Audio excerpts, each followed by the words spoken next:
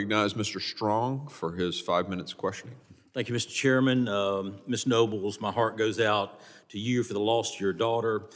Thank you for being here with us today and for sharing her story. As you've been told, this committee today, the man that took Kayla's life was in this country illegally. He was originally from El Salvador, where he was a known member of the MS-13 gang, a fact which was later easily verified, both by his gang tattoos and by a simple call to the El Salvador government. Ms. Nobles, does it concern you that Secretary Mayorkas has not made any significant changes to his border policies, especially ones that make it easier for illegal aliens to enter and continually be released into our country without proper vetting? Yes, very concerning, because I don't want this to happen to someone else's daughter or child. Thank you. In August of 2023, there was an individual arrested in Alabama whose background is stunningly similar to Kayla's murder.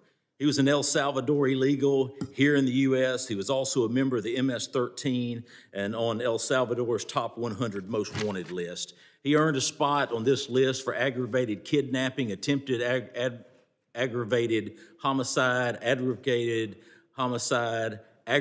extortion, and terrorist organization. He was previously deported, yet Mayorkas opened the border and was able to make it back into this country.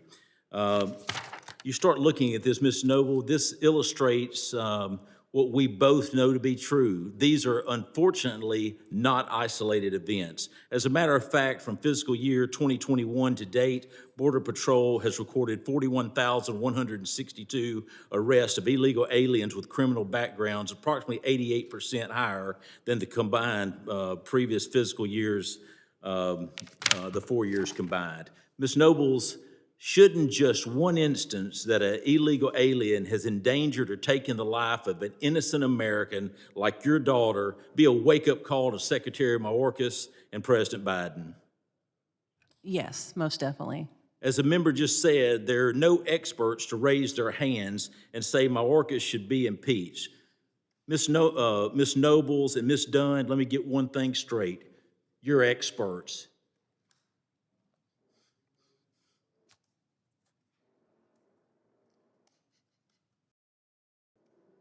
You lost it all.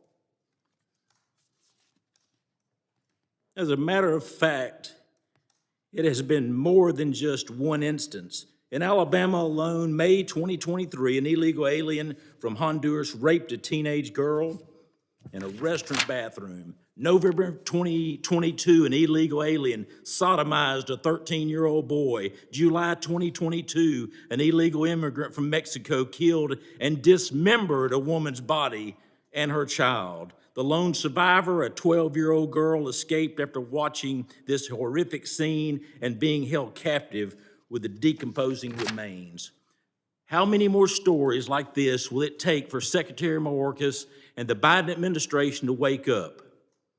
The Stay in Mexico Act, it worked.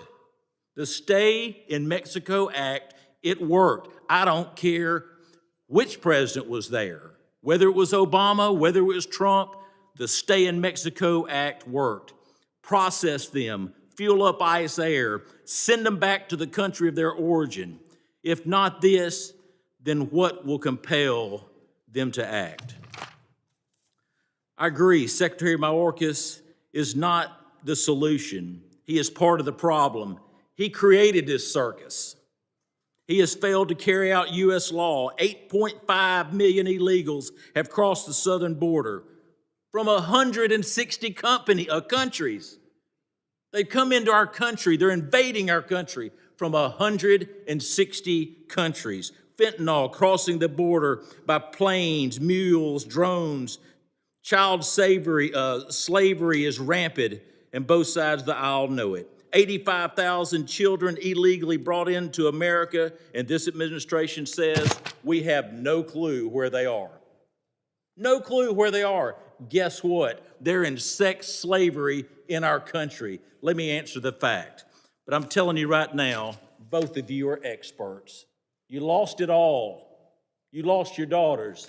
You're an expert. Mr. Chairman, I yield back.